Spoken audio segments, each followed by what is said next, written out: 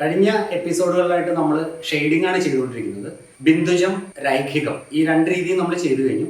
ഇന്ന് നമ്മൾ പത്രകം എന്ന് പറഞ്ഞ രീതിയിൽ എങ്ങനെയാണ് ഷെയ്ഡ് ചെയ്യുന്നതെന്ന് നമുക്ക് നോക്കാം. ഒരു ചെറിയ നാഗം, ഒരു സർപ്പം നമുക്ക് വരച്ചുകൂടി നോക്കാം.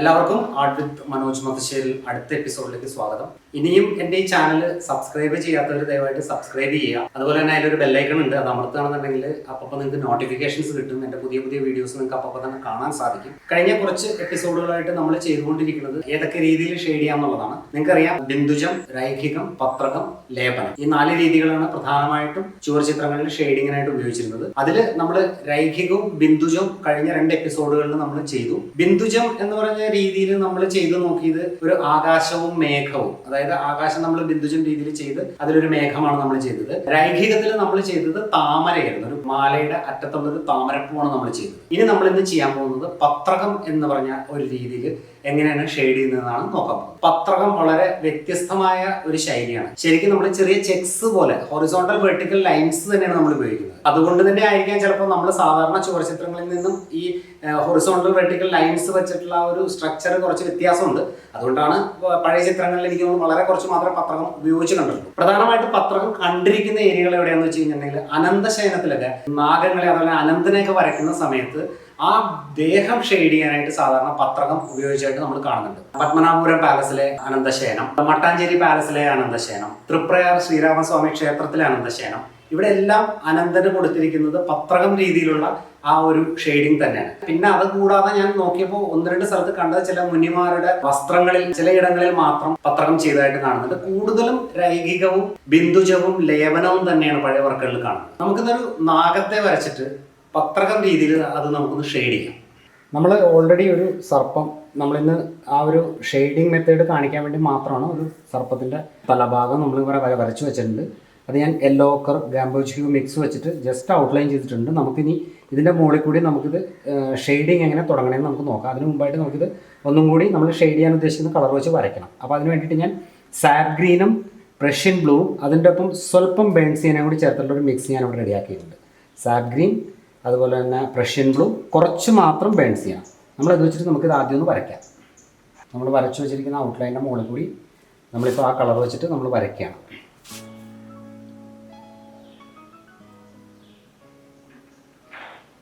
എല്ലാ ഔട്ട്ലൈൻസും നമ്മൾ ആ കളർ വെച്ച് വരയ്ക്കുക. ആദ്യം നമ്മളിങ്ങനെ ഔട്ട്ലൈൻസ് കംപ്ലീറ്റ് അതിൻ്റെ മുകളിൽ കൂടി നമ്മൾ ആദ്യം മാർക്ക് ചെയ്ത് വെച്ചിരിക്കുന്നതിൻ്റെ മുകളിൽ കൂടി നമ്മളിങ്ങനെ വരയ്ക്കും. നമ്മൾ ഈ സർപ്പമൊക്കെ നമ്മൾ വരച്ച് തന്നെ പഠിക്കണം. ഞാനിതിൻ്റെ ഷെയ്ഡിങ് ഒന്ന് നിങ്ങൾക്ക് മനസ്സിലാവാൻ വേണ്ടി മാത്രം ഇപ്പോൾ ഇത് ചെയ്ത് കാണിക്കുകയാണ്. നമ്മൾ പിന്നീട് ഇതെല്ലാം ഡീറ്റെയിൽഡ് ആയിട്ട് നമുക്ക് വരയ്ക്കാം. ഷെയ്ഡിങ് മെത്തേഡ് കാണിക്കാൻ വേണ്ടിയിട്ടാണ് ഇപ്പോൾ ഞാൻ വരച്ചത്. ഇങ്ങനെ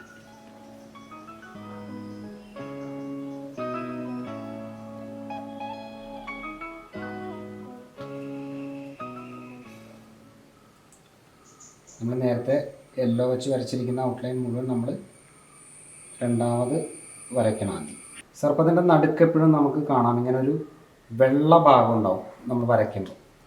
അത് നമ്മൾ ആ വൈറ്റായിട്ട് തന്നെ നമ്മളിങ്ങനെ ഇടും.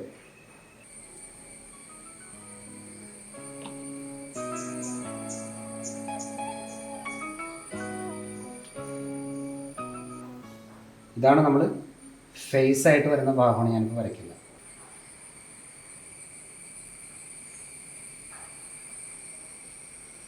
നമുക്കറിയാം സർപ്പത്തിൽ ഇങ്ങനെ ഒരു അടയാളം ഉണ്ടാകും സാധാരണ. നമ്മൾ നാക്ക് അങ്ങനെ വരച്ചു.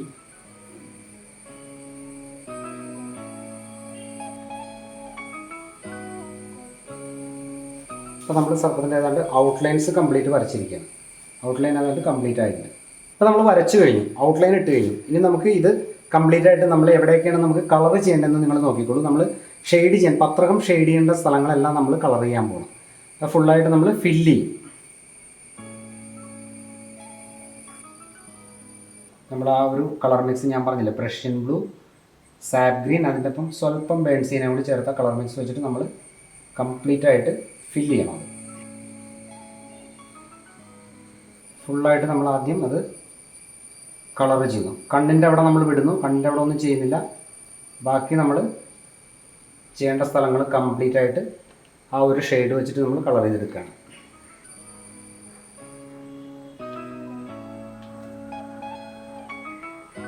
നമ്മൾ ഷെയ്ഡ് ചെയ്ത് കഴിഞ്ഞു. ഇപ്പോൾ നമുക്കറിയാം സർപ്പത്തിൻ്റെ അകത്തൊരു വെള്ള കളർ വരേണ്ട സ്ഥലം മാത്രം നമ്മൾ വൈറ്റ് ആയിട്ട് വിട്ടു. ബാക്കി നമ്മൾ പുറത്ത് നമുക്ക് കളർ ചെയ്യാനുള്ള സ്ഥലങ്ങൾ കംപ്ലീറ്റ് നമ്മൾ കളർ ചെയ്ത് കഴിഞ്ഞു. ഇനി ഈ വൈറ്റ് നമ്മൾ കാണുന്ന സ്ഥലത്ത് നിങ്ങൾ ശ്രദ്ധിച്ചിട്ടുണ്ടാവും, പാമ്പിന് ചെറിയ ഇങ്ങനെ ശൽക്കങ്ങൾ പോലെ ഒരു ഡിസൈൻ ഇങ്ങനെ വരും. അത് നമ്മൾ വരയ്ക്കണം. ഇത് പല രീതികളിൽ ചെയ്യാം. നമ്മളിപ്പോൾ ഒരു എളുപ്പ രീതിയിൽ ചെയ്യുന്നത്രേ ഉള്ളൂ. നമ്മൾ വേണമെങ്കിൽ ചുമപ്പ് കറുപ്പ് വെള്ള കോമ്പിനേഷനിലൊക്കെ ചെയ്യാറുണ്ടല്ലോ, സ്ക്വയർ ഒക്കെ ആയിട്ട്. ഇതിപ്പോൾ ഒരു നോർമൽ ഡിസൈനിലാണ് നമ്മൾ ചെയ്യുന്നത്. നിങ്ങൾക്ക് വരയ്ക്കാനുള്ള എളുപ്പത്തിന് ഞാൻ അധികം കോംപ്ലിക്കേഷൻ ഇല്ലാത്തൊരു രീതിയിലാണ് ഞാൻ ചെയ്യുന്നത്. ഇനി നമുക്ക് ഇവിടെയുള്ള ആ ഒരു ഡിസൈൻ ഉണ്ടല്ലോ സർപ്പത്തിന് നടുക്ക് വരുന്നത്, ഇതിൻ്റെ അകം കൂടി നമ്മൾ ഫില്ല് ചെയ്യണം.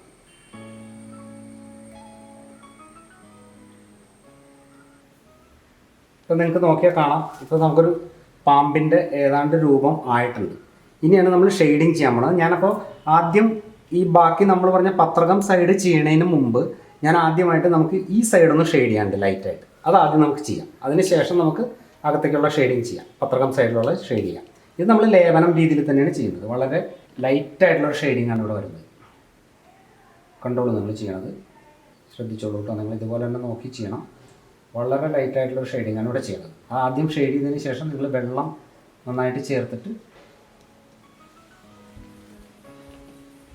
ഈ സൈഡും അതേപോലെ തന്നെ നമ്മൾ ഷെയ്ഡ് ചെയ്യണം. നന്നായിട്ട് വെള്ളം ചേർത്തിട്ട് വളരെ ലൈറ്റായിട്ട് ഷെയ്ഡ് ചെയ്തെടുത്താൽ മതി. ഇനി ഇതേപോലെ തന്നെ നമുക്ക് വേറൊരു സ്ഥലം കൂടി ഷെയ്ഡ് ചെയ്യാനുള്ളത്, ഈ സെൻറ്ററിലുള്ള ആ ഒരു വൈറ്റ് കളർ വന്നിട്ടുണ്ടല്ലോ, അത് നമ്മൾ ഇതേ രീതിയിൽ തന്നെ ഷെയ്ഡ് ചെയ്യണം. കുറച്ച് സാഗ് ഗ്രീൻ, റഷ്യൻ ബ്ലൂ, ബെൻസിയന മിക്സ് തന്നെ എടുത്തിട്ട് വളരെ ലൈറ്റായിട്ട് നിങ്ങൾ നോക്കുള്ളൂ എങ്ങനെ ചെയ്യണമെന്ന്. ഇങ്ങനെ ഷെയ്ഡ് ചെയ്യണം സെൻറ്റർ കൂടി. വളരെ ലൈറ്ററായിട്ടുള്ളൊരു ഷെയ്ഡാണ് ചെയ്യുന്നത് ഞാൻ. നിങ്ങൾക്ക് നോക്കിയാൽ മനസ്സിലാവും. അപ്പോൾ നമ്മൾ ഏതാണ്ട് കംപ്ലീറ്റ് ആയിട്ട് നമുക്ക് ഷെയ്ഡ് ചെയ്യാനുള്ള സ്ഥലങ്ങളും കൂടെ ഷെയ്ഡ് ചെയ്ത് കഴിഞ്ഞ് ഇനി ഈ ആ ഒരു ഡിസൈൻ നടുക്കുള്ള ഡിസൈനിൻ്റെ സൈഡിൽ നമുക്കൊന്ന് ജസ്റ്റ് ഷെയ്ഡ് ചെയ്യണം.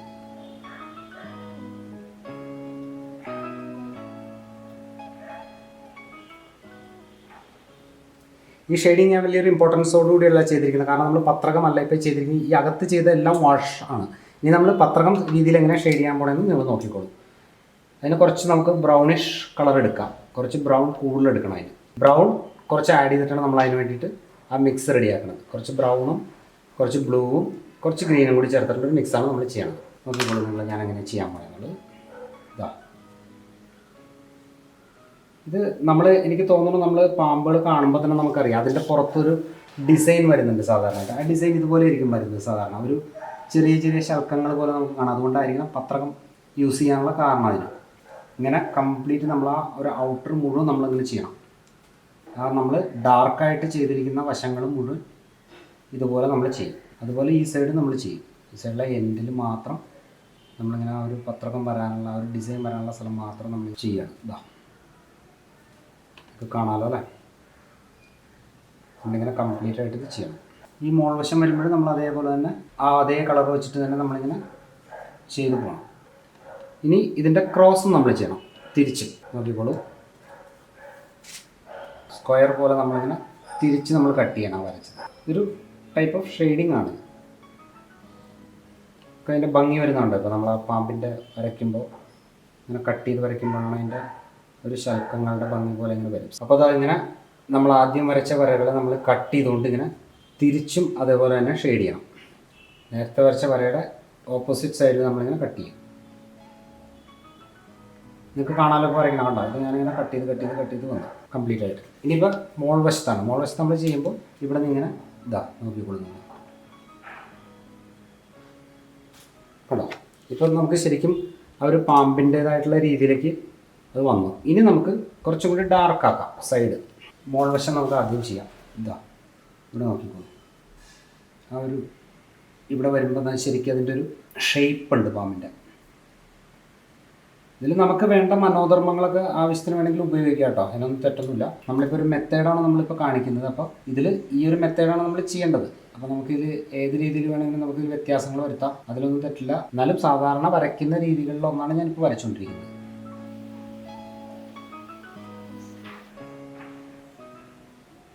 നിങ്ങൾക്ക് കാണാമല്ലോ അല്ലേ, ഇതുണ്ടോ. ഇതിൻ്റെ രണ്ട് സൈഡും നമ്മൾ ഷെയ്ഡ് ചെയ്ത് കഴിഞ്ഞിട്ട് കുറച്ചും കൂടി ഡാർക്ക് ആക്കിയിട്ടുണ്ട്.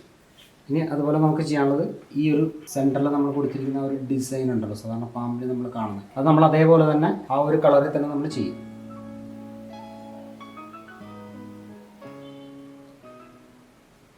അപ്പോൾ നമ്മൾ ഏതാണ്ട് ആ ഒരു പത്രകം ഡിസൈൻ നമ്മൾ സാധാരണ ചെയ്യാനുള്ളത് നമ്മൾ തീർത്തിരിക്കുകയാണ്. ഇനി നമുക്ക് ഇതൊക്കെ ഒന്ന് കുറച്ചും കൂടി ഷെയ്ഡ് ചെയ്ത് ഭംഗിയാക്കാം. കുറച്ച് ഡെപ്ത്തൊക്കെ കൂട്ടാം. കുറച്ചൊരു ഡെപ്ത്ത് കൂട്ടുമ്പോൾ ഒരു ഭംഗിയുണ്ടാവും.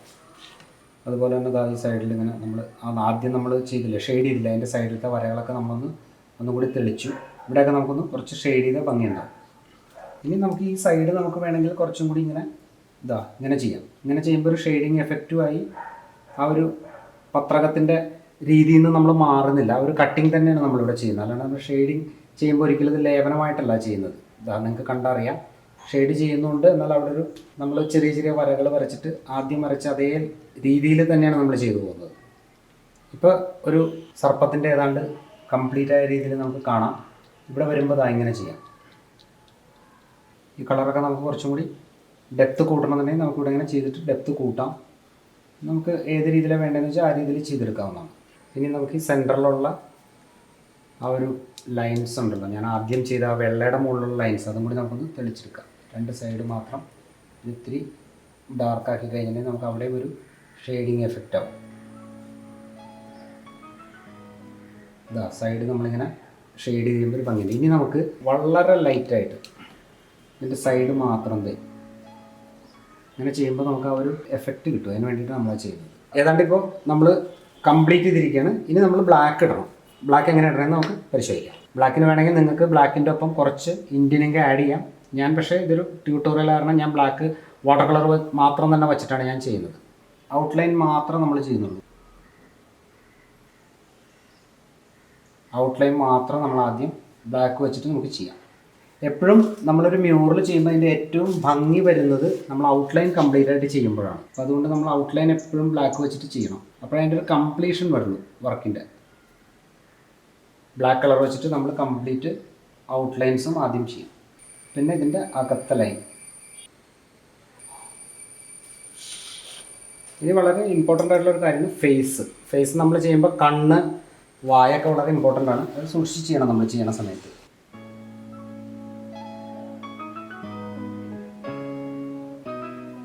ഇവിടെ കുറച്ച് പകർന്നുണ്ട്, ഞാൻ കൈ കുത്തിയപ്പോൾ നോക്കണ്ട നിങ്ങൾ.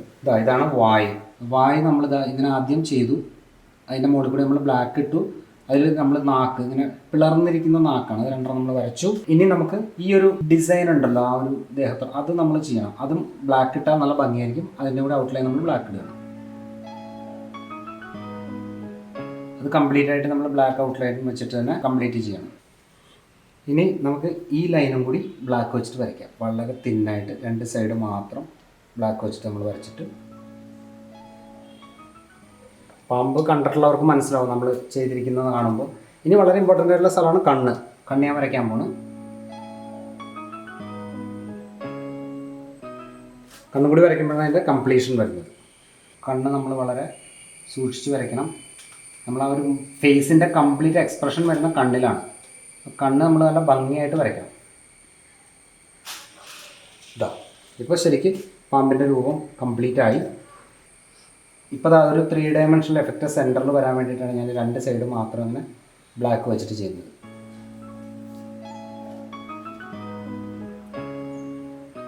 ഇവിടെയൊക്കെ കുറച്ചും കൂടി നമുക്ക് ഷെയ്ഡ് ചെയ്യാം കേട്ടോ. വേണമെങ്കിൽ സ്വല്പം കൂടി ഡാർക്കർ ആക്കാം സൈഡ്.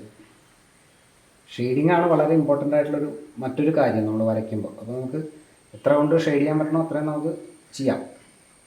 അതുപോലെ തന്നെ ഈ സൈഡ് നമുക്ക് കുറച്ചും കൂടി ഷെയ്ഡ് ചെയ്യാം.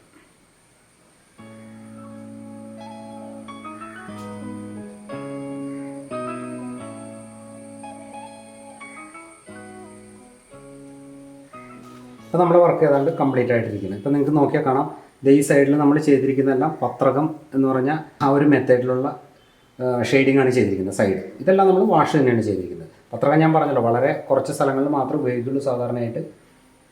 അതിലൊന്നാണ് നാഗങ്ങൾ. അപ്പോൾ നമ്മൾ ഇന്നൊരു നാഗത്തെ വരച്ചിട്ട് പത്രകം രീതിയിൽ അത് ഷെയ്ഡ് ചെയ്തു. പത്രകം എന്താണെന്ന് മനസ്സിലാക്കാൻ വേണ്ടിയിട്ടാണ് നമ്മളത് ചെയ്തത്. ബിന്ദുജവും രൈഖികവും നമ്മൾ കഴിഞ്ഞ എപ്പിസോഡുകളിൽ ചെയ്തിട്ടുണ്ട്. ആരെങ്കിലും കാണാത്തവരുണ്ടെങ്കിൽ അതും കൂടി എടുത്ത് കാണുക. അപ്പോൾ നിങ്ങൾക്ക് ഇപ്പോൾ 3 രീതിയിലുള്ള ഷെയ്ഡിങ്ങുകൾ മനസ്സിലായിട്ടുണ്ടാവും: രൈഖികം, ബിന്ദുജം, പത്രകം. ഇനി ലേപനം എന്ന് പറഞ്ഞൊരു രീതിയുണ്ട്. അതുമായിട്ട് നമുക്ക് അടുത്ത എപ്പിസോഡിൽ കാണാം. എൻ്റെ ചാനൽ സബ്സ്ക്രൈബ് ചെയ്യാൻ ഉള്ളവർ ദയവായിട്ട് സബ്സ്ക്രൈബ് ചെയ്യുക. അതിൻ്റെ അടുത്തുള്ള ബെല്ലൈക്കൺ അമർത്തി കഴിഞ്ഞാൽ നിങ്ങൾക്ക് അപ്പോൾ ഞാനിടുന്ന വീഡിയോസിൻ്റെ നോട്ടിഫിക്കേഷൻ കിട്ടും. നിങ്ങളുടെ അഭിപ്രായങ്ങളും നിങ്ങളുടെ സംശയങ്ങളും എല്ലാം കമൻറ്റുകളായിട്ട് ഇടുക. അടുത്ത എപ്പിസോഡിൽ ലേപനം എന്ന് പറഞ്ഞ ഷെയ്ഡിങ് രീതിയുമായിട്ട് നമുക്ക് വീണ്ടും കാണാം. അതുവരെ എല്ലാവർക്കും നന്ദി, നമസ്കാരം.